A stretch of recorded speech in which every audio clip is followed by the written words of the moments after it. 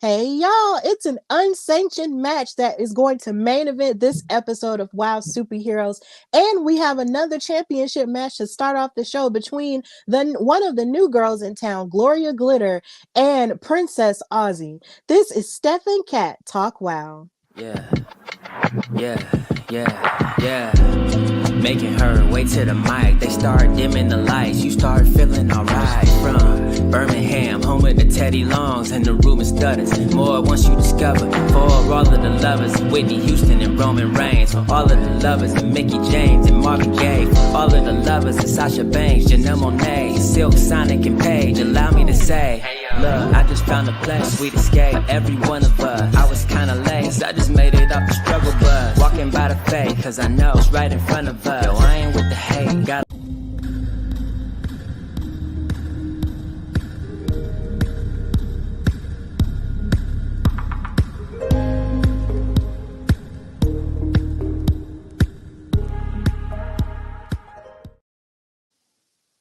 Hey.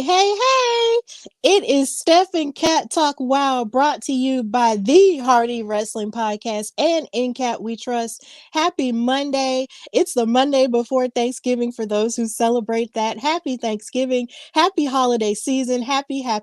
There is so much going on. But yeah, of course, we're here to get into the amazing action of the hottest all women's wrestling show on television, Wow Superheroes. Of course, I'm your girl, Stephanie Hardy, host and creator of the Hardy Wrestling Podcast, color commentator for the Belladonna Division, Battle Club Pro, Black Girl Magic 2022, and Spartan Wrestling, and contributing writer for Daily DDT. And yes, it is me, because I have new hair. I have new hair because big things are happening this weekend. And sometimes you just got to go to your stylist and sit in the chair for hours and get your hair done. But it is definitely me.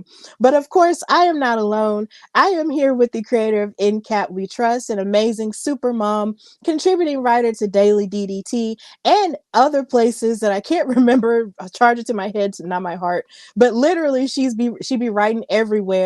And of course, creator of the Women of Color in Wrestling panel. She is Katrina Blake. How are you, Kat? I am well tired. It's been a weekend. We're gonna have another weekend. Current up in Chicago. It's gonna be cold, so I'm preparing for this. But I am happy to be here. Happy to talk some WoW before another big weekend of wrestling. Yes. Oh my God. Like this weekend was a whirlwind, I will say, because normally, of course, you know how we talk about at the end of the show where you can watch WoW and where it comes on, for us in our different states, because you live in New York and I live in Alabama. So here in Alabama, WoW Superheroes comes on at 6 p.m. Central Standard Time on Saturday evenings on My Network 68. And it used to be UPN 68 for the OGs that might be watching. But like it showed a rerun this weekend of the episode that actually had Las Banditas versus Miami Sweet Heat with Sophia Lopez, the world's greatest attorney, and Lana Star handcuffed to the mother truckers. That was the last episode that they showed on this weekend. And I was really confused. And I was just like, I have my mind set and ready to watch Gloria Glitter, have her championship match and watch the Beast get her revenge. And it doesn't happen on my cable provider. And I'm just like, yo, what's going on? And I actually tweeted about it. And Princess Aussie was really nice about it. She's so active on Twitter and Instagram, and we love her so much. She's such a big supporter. Our champion is such a supportive force for the WoW show that we do.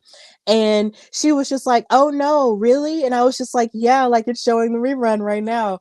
And the official WoW Superhero Twitter page actually said, well, we know that since you've had beef with Penelope Pink in the past, I feel like she's probably responsible. And I thought that was really funny, but at the same time, it could be true, because they know that we do this show every weekend, and I be hosting it with Katrina. So it's probably more than likely that she was trying to trip me up and mess us up because she be hearing all the stuff I be saying about her and the Fab Four.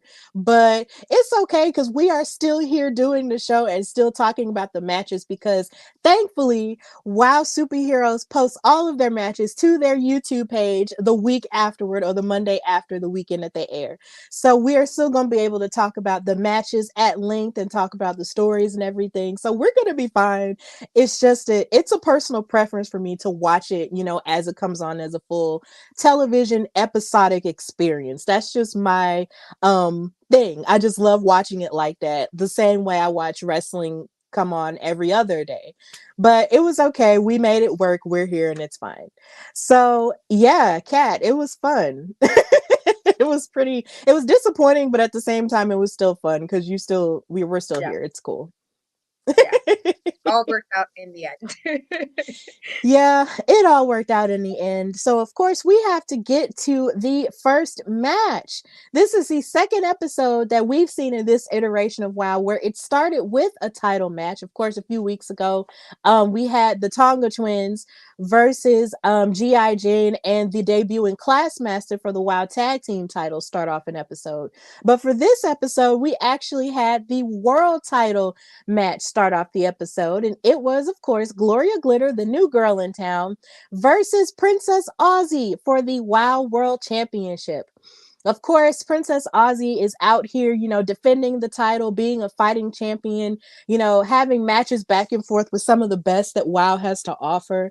And they mentioned on commentary, David McClain mentioned that the reason why she wants to fight a lot of these women is because she knows what it's like to have opportunities taken away from you due to people either interfering or due to life getting in the way. And one of the biggest things that happened to Princess Aussie was last year when she couldn't participate in the gauntlet match that took place at Los Angeles Comic-Con due to a stomach virus. And she wants to be a fighting champion and give a lot of these new girls the opportunity to fight for the title where they otherwise would not be able to. And I think that's a very admirable trait to have in a champion because a lot of champions, like to take advantage of the idea, well, I'm going to fight on my time and I'm going to do this on my time.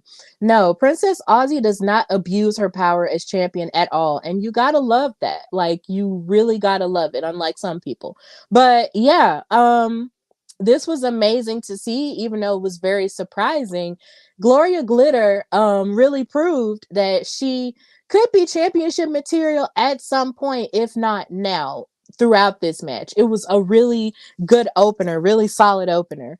Now, as the match got started, we had a bunch of Aussie, Aussie, Aussie, oi, oi, oi chants, and Princess Aussie was participating in with the WoW audience with that, and I thought that was really cool and cute. Shout out to Australia because they really have created like a who's who of wrestlers, in the last 10 years. Um, like in all manner of wrestling promotions. Australia is just everywhere now, and it's just really insane how it's happened. And Princess Aussie is definitely one of them. So you got to be proud of it, right? Um, so yeah, this match got started when both women started with a lock up, and then they traded headlocks and wrist locks. Princess Aussie was battling back with a shoulder tackle to Gloria Glitter. She also showed some more.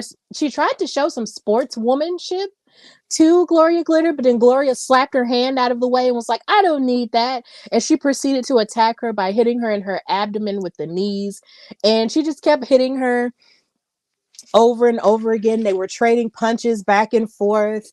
It was a really hard hitting match between these ladies. But then Princess Aussie shook up Gloria Glitter with a series of arm drags. But then Gloria fought back and chopped Aussie's throat and then hit her with a suplex. And she proceeded to kick her in the throat and give her the double knees. And she was adding insult to injury by stepping all over Princess Aussie's back to try to get her steps in. And she was just like, check your pulse, check your pulse. And she was even telling Princess Aussie to check her pulse too. Like, it was just really crazy. Like, she's very, neck driven when it comes to some of her attacks. Like, it was pretty insane because she really is, obsessed with pulse work. But in the end, Princess Aussie wound up winning the match by hitting a cutter from down under and a frog splash to retain the title.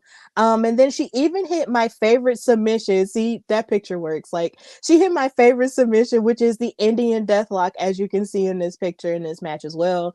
But Gloria Glitter did a pretty good job. But Princess Aussie is still our WoW World Champion. So, Katrina, how did you feel about this match and Gloria Glitter's chances at the WoW World title? And do you think she'll be a champion at some point? Well, one, I'm not gonna lie, I was a little surprised that Gloria Glitter got a title shot so quickly. And while I do understand Princess Aussie's, you know, attitude of wanting to wrestle everybody, being a fighting champion, I actually very much respect that. It was just like, there's quite a few women who kind of put their hats, kind of thrown them in there to get a title shot, and so it kind of threw me off just a tad. With that being said, it was a fantastic open. I thought it was a fantastic match to have. I feel like in a way Gloria, while she was still kind of like smiling and friendly, she was a little bit ruthless in some of the stuff that she was doing. I don't know how I would hack to somebody's trying to get their steps in on my back personally. Um, and so the fact that, Princess Aussie had to end it with doing not only, her frog splash, even like, all that I felt like was little tidbits just because like you were doing the most, Gloria. Like, why were you so extra? Like, be well. But like, I felt like some of it was a bit like petty or like a bit extra when she was doing like trying to work out while having a match. And I don't know if that shows her level of respect for Princess Aussie or what, but I do think with due time that I wouldn't mind Gloria Glitter getting it. I can see that she would at least, be a fighting, like I can't say fighting champion and she'll defend it, but it's not like she would kind of just kind of lay down. I don't get the vibes that she'll be a champion that lay down or any of that. So I think in some capacity in the future, yeah, I can see it happening.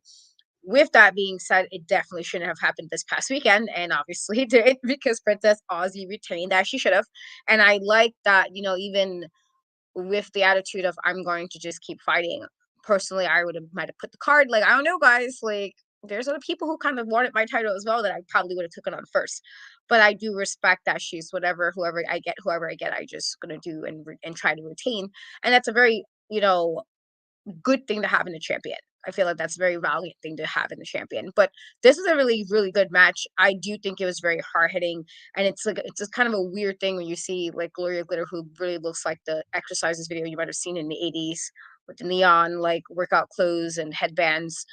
For all those like anybody revealing my age a bit, but like anybody who've ever seen like '80s workout videos or early '90s workout videos, it was like really bright clothes and like all those vibes. And to see somebody like that and still be so aggressive in the ring is a very nice change of like, okay, well, not what I would expect. I said this when we got her debut, and so fantastic match. Princess Audrey should have retained. I wouldn't have been very surprised if she didn't. But I can see that in the future could Gloria be definitely a contender for a title? Absolutely. Yeah, I definitely see that now. But you're kind of right in the sense, like, this is the second time where we've sort of had a discussion about these new girls coming in with all of this attitude, thinking that sort of, they're just going to come in and just bum rush their way through the more seasoned and more, pillars of WoW this like from last season and this season. And she did have that energy, sort of like that disrespectful, aggressive energy going on throughout it. And I will give her credit where credit is due. It seemed like she really did sort of study a little bit of Princess Aussie's moveset, because it seemed like for every time Princess Aussie would hit her with something, she would hit back. And that's really cool. But at the same time, she is going to have to, work her way, up and through it to get another opportunity like that again. But I am glad that even in the beginning, she can still say that she cut her teeth against a champion like Princess Aussie. And yeah, I just feel like it's really good for her. But at the same time, maybe it'll take a little bit of humbling, for her to understand where she'll need to, improve and work her way back up to that. And of course, I just want to give a shout out to Eric Isaac, who's watching on YouTube. He said, all hail our princess, a real fighting champion. And of course, my love, Najaquin, saying Gloria Glitter is the future GOAT of WoW. He's hilarious. Gotta love him. But yeah, Princess Aussie is still the WoW World Champion. And of course, when you are the champion, you are walking around with a big target on your back. And speaking of targets, we have our second match, which was Adriana Gambino versus Tiki Chamorro. Now, of course, Miss Adriana Gambino has been on a winning streak.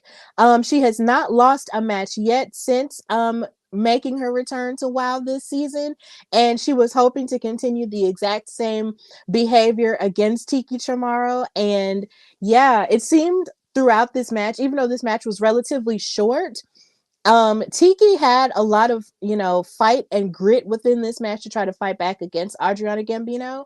But Adriana really was, looking to obtain a win here. So to start the match off, they started with a lockup and then they were shoving each other. And of course, Adriana Gambino is very brash in her attitude. So she's pushing and talking trash at Tiki Chamorro. At one point, telling Tiki that she's nothing and that she'll never amount to anything, which is mad rude, but it's whatever. Um, Tiki then proceeded to fight back with a series of arm drags and a drop toe hold. And she tried to go for a submission, but then Adriana kicked her into the ring corner. And then Tiki also fought back with a number of punches to Gambino and then hit Tiki. And then Gambino then hit Tiki in the throat with her knees and then kept kicking her in the throat, doing that split kick that she always does, which is really amazing because of her flexibility and stuff. But Tiki also proceeded to just continue to fight back with a level of punches and, just slamming her down and then hitting her Tiger Fate kick onto Adriana. But it wound up not working out. And Tiki went for a splash, but then Adriana had her scouted and then she hit her with the chef's kiss for the win. So Adriana has continued her winning streak on WoW. And you could definitely argue that she should be next in line for a title opportunity due to her excellence since this season has started.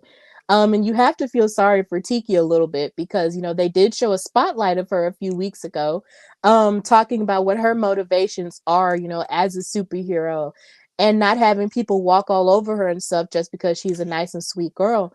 But she keeps, sometimes she'll win and then sometimes she'll lose. And it seems that she wins more so in the tag team realm than she does in the singles realm. But I don't know. But either way, Adriana Gambino came out with the win. So Katrina, how do you feel about this match and the trajectory of Adriana Gambino now that she has continued her undefeated streak? It made me slightly sad for Tika Chamorro, just because she really always tries her best in her matches, and sometimes she wins, sometimes she doesn't. But it always is like when I saw that they were like against each other, I was like, oh crap, because we both know that Adriana Gambino has been on a winning streak, and so I'm like, man, unfortunately, this appears that Adriana's going to continue that, and she did, and so while I respect obviously Tiki's growth from like last season, where she's seeming to not only do more of that in the ring, where it's a little bit more aggressive, not in like a bad way, just more where she's trying even harder than she was before. It's also a lot to say for Adriana Gambino, who's had quite a few matches since she's been back, and she has kept winning them. I definitely feel like if anybody should be next in line for a title, it should be her.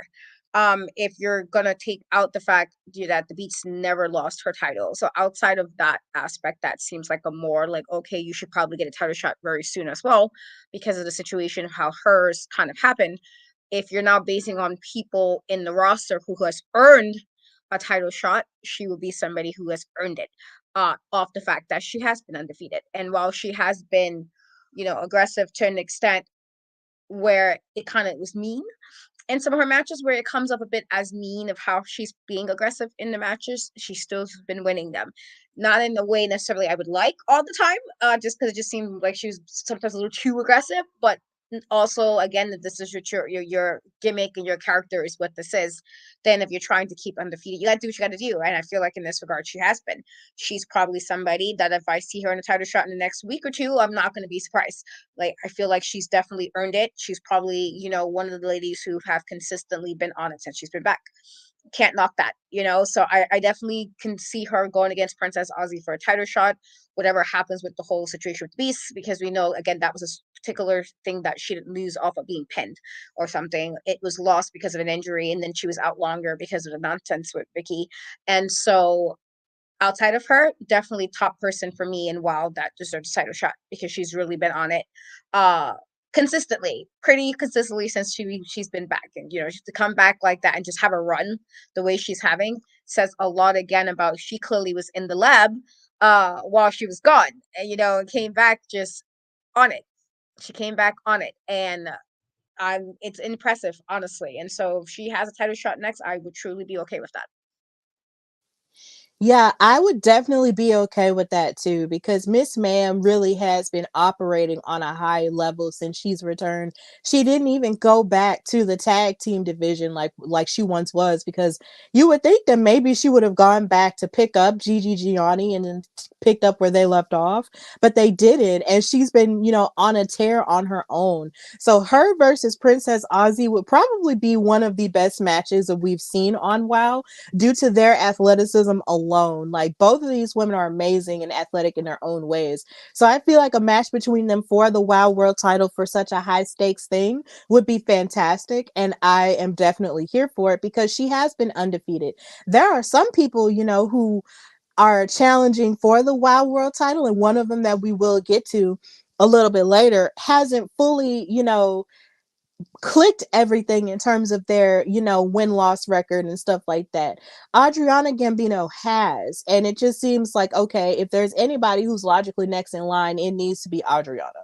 It has to be Adriana, and I would definitely be here for it. Now, if she'll win, I'm not entirely sure, because, Princess Aussie has her mind set on keeping the title and being a substantial champion as well. But either way, we will win as the viewers and as fans, because we'll get an amazing match out of the both of them. So yes, I am excited for the prospect of that, but I am still sad about Tiki, because there's only so many times, she can win in tag team work, but then it's like in singles work, it's like there's only so much she can do, and it's just like, ma'am, like, when is she gonna lock in and have her moment? Like, I'm really ready for her to have her moment and for her to put it all together. Like, I'm really excited for when that's gonna happen, and I just need for her to, like, I'm ready for her to have her moment in the sun. But Adriana Gambino is continuing her undefeated streak. I wish we had the clip of Bianca Belair saying undefeated from NXT, because that would be the perfect place for that. Because every time I hear the word undefeated, I just think about her, and it's just hilarious. But yeah, Adriana Gambino is undefeated, and hopefully she'll be next in line for the Wild World title. So before we get to the other two matches, Katrina, I do want to ask you a pretty cool question that I think about quite a lot. Um, who on WoW superheroes you think would make it um to WWE, and how far would you see them going? It could be a tag team or it could be a single star, Hmm. or even I AEW, guess like any promotion. that'd be hard for EW because I always have problems with their women division. Just how, if I feel like I can see the Beast in regards to like just being dominant. I remember just like how Jazz was in WWE. She's beat up Trish Stratus all the time with ease. I feel like somebody like that.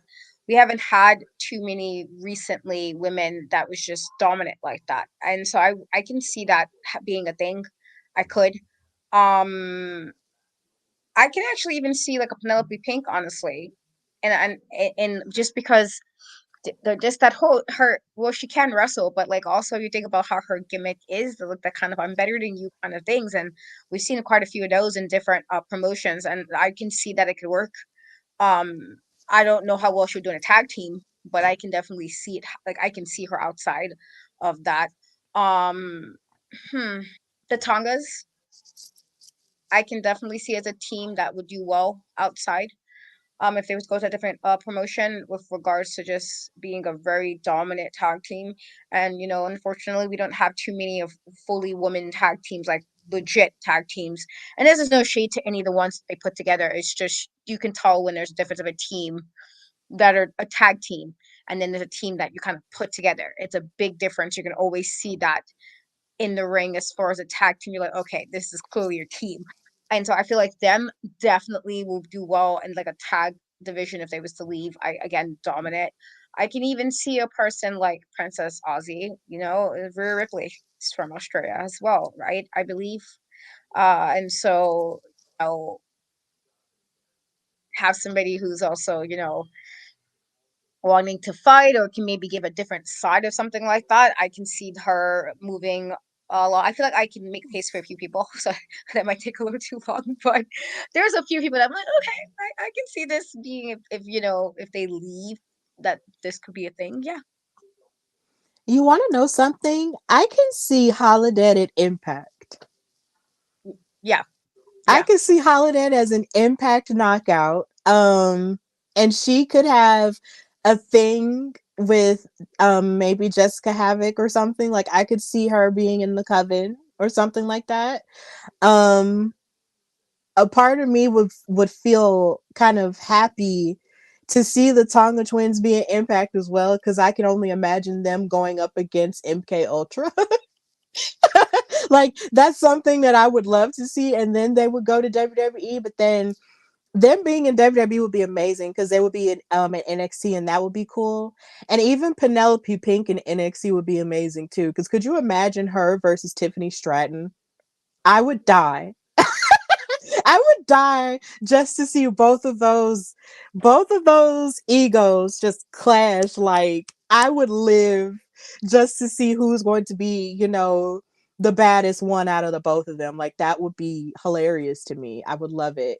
Um yeah, like that would just be fantastic for me. And yeah, I could definitely see Tormenta on SmackDown as well. So a part of me just thinks about it sometimes where I wonder like if these ladies, continue whatever track that they're on wrestling wise, where they could possibly go. And then when I think of them like in other promotions like that, because we've seen Nikita Lyons and we've seen Giselle Shaw make it to these other promotions. Like we could very well be watching the future of wrestling on WoW, and they could go and be substantial on WoW, but then move somewhere else, and that would be amazing. So yeah, I just had to ask you that just to see, where your mind was at with it, because my brain be thinking about it like to myself a lot. But or sometimes with my boyfriend, I talk to him about it too. But yeah, like I just had to talk to you about it as well. And in speaking of people leaving WoW, we also got news, and I should have talked about this in the beginning. We got news about Jasmine Allure, who was Jennifer Flores on WoW. She has actually decided to step away from WoW and go full out as Jasmine Allure.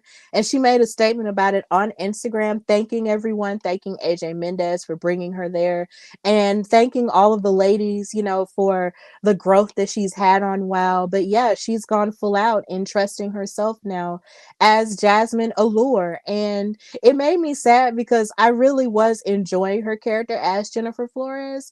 But yeah, Miss Ma'am Gen Z is gone. And I'm just like, oh, but it's okay. Because when you're in the independent business, you're never far away. And I'm more than sure that greater things will be happening for her. So we had to say goodbye to Jennifer Flores. So, Kat, how did you feel when you got that news about her leaving? It was sad, because we've been seeing her doing her thing there, especially when she's been teaming with Steffi Slays or the other like matches she's had, and she was, definitely somebody who's very energetic, always seemed really happy to be there. And so, it's sad, but also, I do remember her as, her other, her regular name. And so she was amazing when, she's been doing what she's been doing there. And so it's one of those like, oh, it's unfortunate, but always onward and upwards. You just kind of keep moving and keep doing awesome things. And so very happy for her and for whatever she has coming up next. I hope it's just everything she wants it to be, but I'm glad we got the time we got with her. For as short as it was, we got with her and well. Yeah, absolutely. It is onward and upward for her. And she is going to be a top tier talent no matter where she is, and she's still young. So there's still so much more that she has in store for everyone. So, in her wrestling career. So big ups to Jasmine Allure. We love every moment. We loved covering you for every moment on WoW that we covered you. And we just can't wait to see what's next for you. So, yay. Happy trails. Oh, my heart. Okay. Yes. So we move on to our third match, which was Ice Cold versus Jessie Jones in one-on-one action. Now, this was a little different because, of course, we usually see them in tag team action. But, of course, both of these teams have had their moments. Um, they've had their moments against each other where there's been miscommunication, trying to figure out where loyalties lie and all of the above. But now we have this one-on-one match, and this was pretty good for the most part, except there were some areas that really made me irritated in this match, and I'm gonna get to them in a minute. So Ice Cold went in pretty hot, but then Jessie went in pretty hot as well, because just when it looked like they were going to do a lockup, Jessie just kicked her immediately and just started working on her arm and twisting on her wrist. But they both started trading off, twisting on each other's wrists and everything. And it was sort of like a battle of the submissions. But then weirdly enough, Genesis and Exodus proved to be the X factor in the match, because Ice Cold would push Jessie Jones into the corner, but then they grabbed a hold to her ankle to try to stop her from moving. And weirdly enough, this was the first time where Genesis and Exodus got and interfered in said match, and Americana did not help. That made me upset. I was just like, yo, you see them interfering. You know that they interfere. Why aren't you helping your partner the way that they're helping Ice Cold? What's going on? And that's not the first time it happened. So as the match keeps going, Ice Cold elbowed Jessie in the back, but then Jessie Jones threw her back into the ring corner. And then Ice Cold hit a swinging neck breaker for a pin attempt onto Jessie Jones. And Ice Cold then distracts the referee Ben again, and then Genesis and Exodus proceed to play mind games with Jessie Jones and rub her hair and try to distract her that way. But then Americana still doesn't help. And I'm just like, I understand that you don't want to play dirty, Americana, but at the same time, still be there for her. Still be there for her. What are you doing? And then this impressive part, Ice Cold actually hit double knees to Jessie's chest, and I thought that was really athletic and cool. But then Jessie kicked out of that, and then Ice Cold used Jessie's arm to try to choke her out. But then Jessie broke that hold, and Jessie kneed Ice Cold's stomach and elbows, her stomach, and then she wrapped her in an abdominal stretch. Then Ice Cold hit a reverse DDT, and then Jessie hit an arm drag and then tried to lock in her divorce court submission. But here again, Exile tries to distract, and then she hits them with a drop kick outside of the ring, and then proceeds to hit her divorce court submission, and then Ice Cold taps out, and Jessie Jones wins the match. And like you saw in that picture earlier, she grabbed the microphone afterward and starts talking about how she deserves a chance at the WoW World title as well. And you see Americana sort of standing there, I guess you could say approvingly. I don't want to say disapprovingly, but yeah, Jessie Jones has made her intentions known, and the list just gets longer and longer for people who want to challenge Princess Aussie for that WoW World title. It's crazy, but this is where we're at. So, Katrina, how did you feel about this match, and how did you also feel about Americana's, I guess you could say, lack of help in this match when it came to the Exile and their dirty games? I was okay with the match with regards to what they were doing with regards to not the cheating aspects, but as far as what Ice Cold and what Jessie was doing. However, like I don't know, because Americana has been just been for a while now for me personally, with regards to how she's been acting with some of the stuff. I just her vibes, even the thing with her kid last season, and how she just didn't seem to understand, like, okay, ma'am, this is probably not the time or the correct place for this to be like trying to play, mom in a situation when he's not even like an older child, and you might get even past to that. So to have your friend, she's being like other people are involving themselves in the match, but you're just there like, oh, well, I don't want to be unfair, ma'am. It's not like you would have been the only person being unfair. You would have just probably stopped them from interfering. That's not necessarily an unfair thing to do. It's not a dirty thing to do because you would be defending your friend. Now, if you would have came out there and started, fine.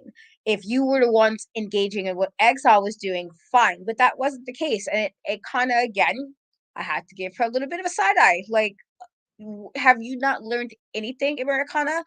She's been being weird for the last few months. So I don't know. I feel like this is gonna come to a head at some point, because she doesn't seem like she's doing what a proper friend would do in this situation. Like, if this is my homie and I'm out there, like, well, if I'm out here, what am I here for? For decoration?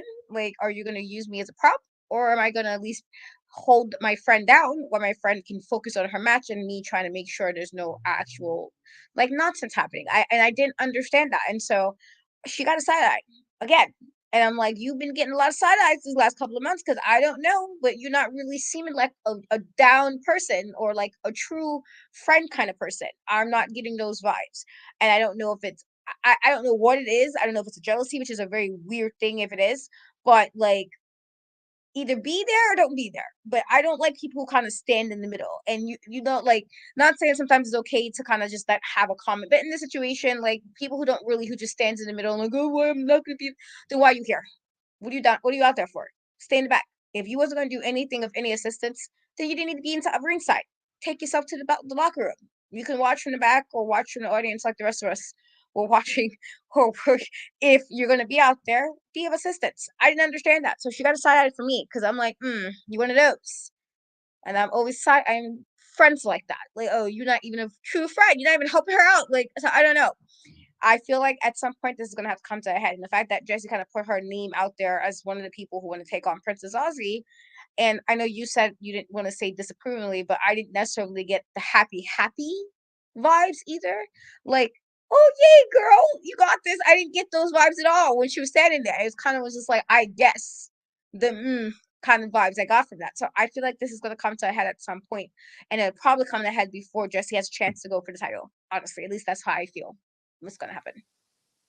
I can see that happening, but then at the same time, I could see that happening, but then at the same time, there have been moments where we've seen Jessie Jones kind of speak condescendingly to Americana whenever Americana has wanted to do things the right way as well.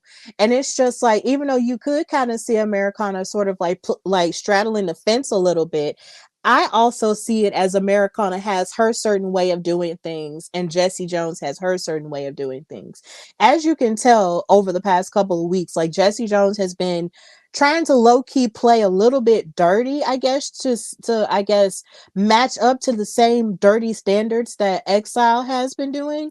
But then you have Americana who really does want to fight back and fight and win the right way and not try to do the lowball thing because she's a baby face. And as a baby face, I can kind of get it because you want to do everything by the book. So nobody will have to question, your integrity and how hard you worked for a certain thing. And I get that. I get it 100%.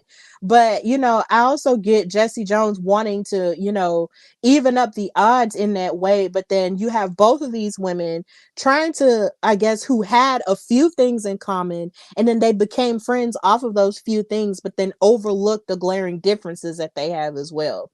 And sometimes when that happens, you have to have a come to Jesus moment and really sit with each other and think about whether you guys can continue this friendship and continue this partnership, or if it's better for you to just be on, separate ends of the spectrum and just break up. And I feel like they haven't had that come to Jesus moment yet. I feel like they've just, been overlooking it and, letting it simmer. And usually when stuff simmers, that's usually like when it explodes. Like, it's terrible. And I feel like instead of doing that, they've just been condescending. Well, in terms of Jessie Jones, she's just been sort of condescending to Americana, and Americana has just sort of, made up in her mind that she's going to do things the way she wants to do things. But I don't know, it's not healthy for either one of them, because all of this anger is not letting them show up for each other in a genuine friendship type of way. And it makes me sad. It makes me sad because they started off so well at first, and now they're just, yeah, we're just here. Yeah.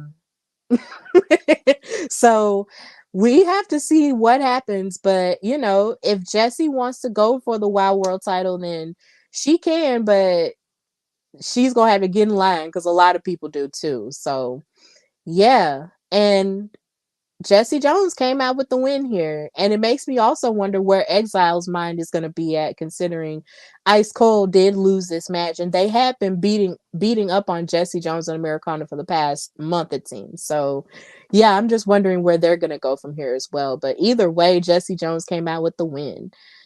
So this leads us to our highly destructive main event. This main event was, of course, Vicky Lynn McCoy versus The Beast in a revenge match, but it was also unsanctioned, falls count anywhere in the venue. And this match was so dangerous that Lauren Hunkley, our fabulous ring announcer, had to make the announcement from the floor and not in the ring, because these are two combustible elements that could explode anywhere. And of course, you don't want to be in the midst of that explosion when it happens. These two women destroyed each other. They really destroyed each other. The Beast was hell bent on revenge, and Vicky Lynn McCoy made her entrance, and ironically didn't even come out with Lana Star, because she told Lana, like, I know you're afraid of the Beast. You stay backstage, and just stay protected. I got this, right? So she comes out holding the same bat that she attacked the Beast with in the alley. And that was how I knew that this match was not going to go her way.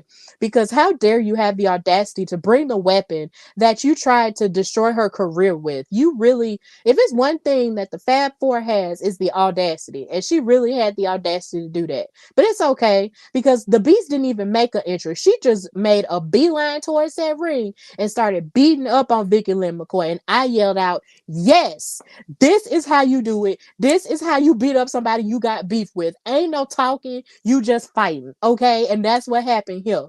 Now, she proceeds to fight her and she starts wailing on her or whatever. But then Vicky Lynn McCoy actually got a little bit of the upper hand, and she started attacking the Beast with a chair.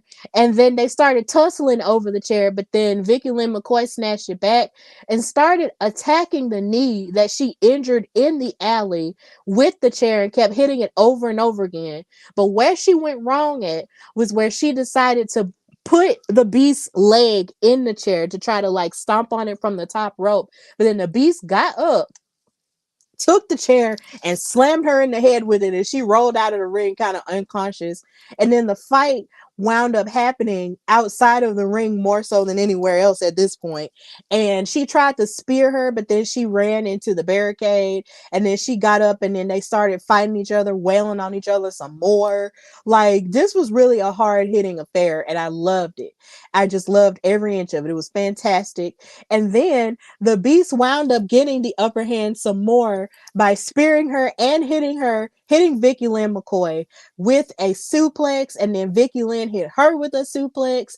And then Vicky thought she was going to have the upper hand by pulling out a table.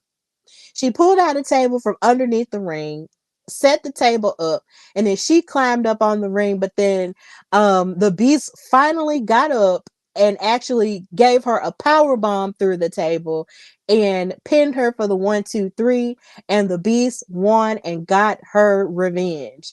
And as you can see, you have David McClain and everybody else checking on Vicky Lynn McCoy. But honestly, I don't even care, because that's good for her, because she should have been slammed through the table. In fact, there was one point where the Beast actually grabbed the bat, and I was just like, and she only hit her with the bat one time. And I was just like, ma'am, I'm gonna need for you to actually be wailing on her with that bat. She tried to end your career and actually it made you have to give up the title with that bat. I'm gonna need for you to actually beat up on her some more with that bat, but she didn't. She was actually more merciful than I would have been. Let's just say that. But the Beast won, and that's okay, and that's all that matters. But she could have beat up on her some more, but it's all right.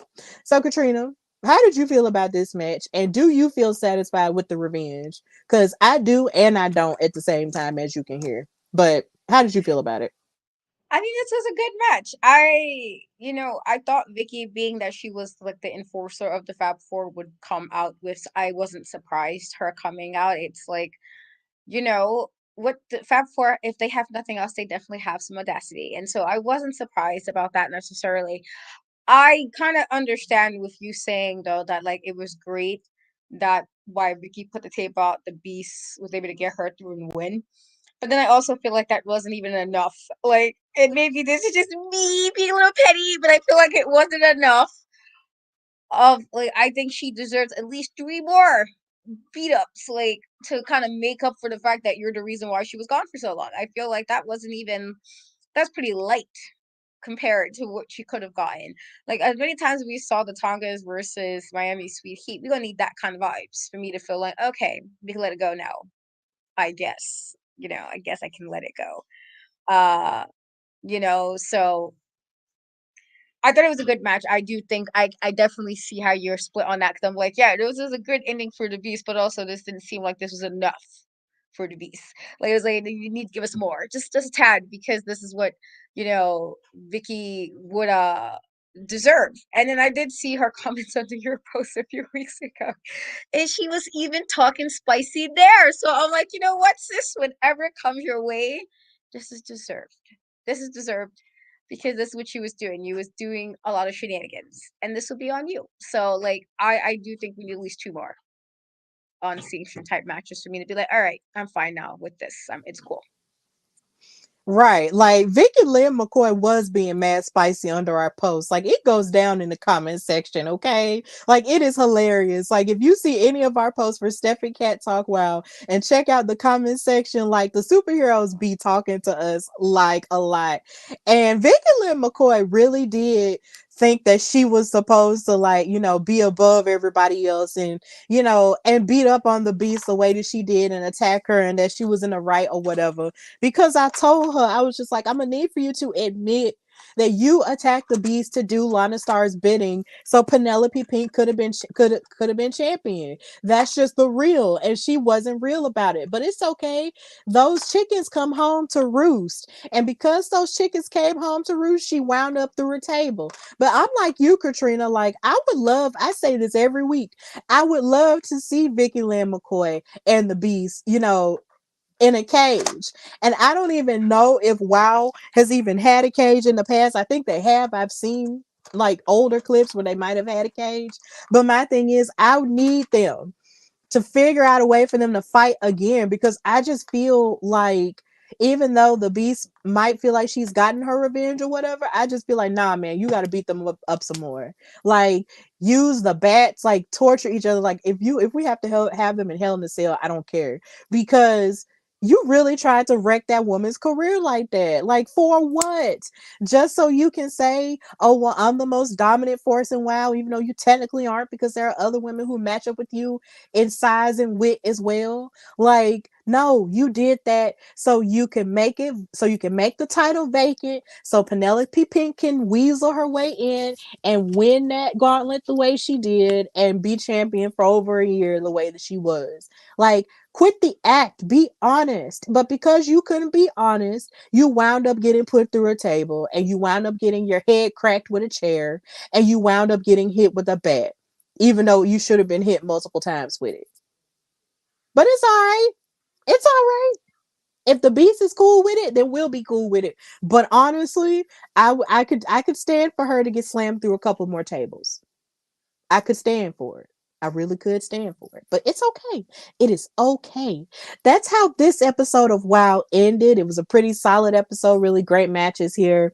Sadly, we don't know the matches that will be happening this weekend because we had to watch it on YouTube due to the shenanigans that we told you about um in the beginning of our episode tonight.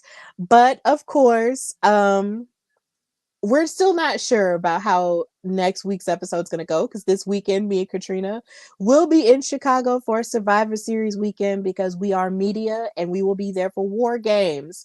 So we will not be watching WoW this weekend. So we just have to figure out how that's going to work somehow. So yeah, just be on the lookout for any announcements on our social media pages. But either way, yeah, it's a good time to be a wrestling fan, and it's a even better time to be women with media platforms because this is an opportunity that we've been working for over the past 3 to 4 years, and it's amazing for us to have this opportunity with such a large company and with such a large pay-per-view like Survivor Series War Games. So we're really excited about that, and hopefully we'll have more content to share when it comes to that. So thank you guys so much for your support. For everyone who's watching on YouTube, everyone who's watching on Twitch, Twitter, Facebook, everywhere. Just thank you guys so much. And yes, Eric, happy Thanksgiving to you too. Yeah, for those who celebrate that holiday,